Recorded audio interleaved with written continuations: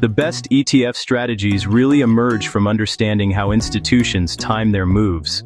Quarterly rebalancing, for example, actually drives these predictable sector flows. And the final 2 weeks of each quarter are what really matter here. So, if tech has outperformed, institutions have to sell during rebalancing.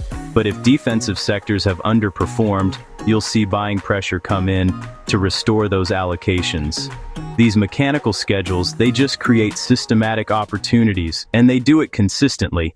Fed meeting cycles are a big driver behind sector rotation, and this usually starts about 2 to 3 weeks before those meetings. When uncertainty rises, money tends to flow into defensive sectors.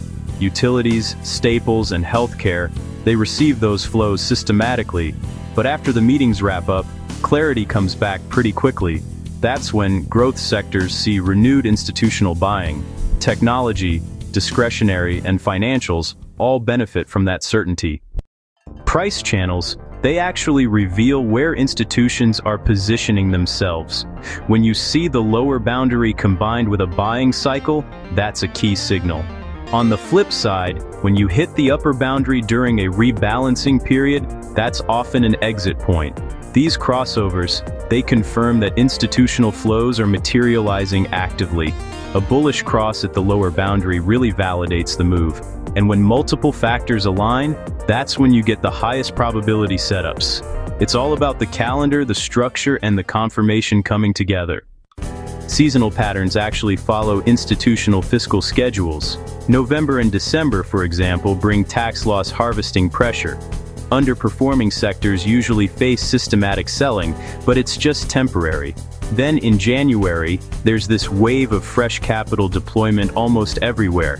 Tax selling ends, and new allocations begin.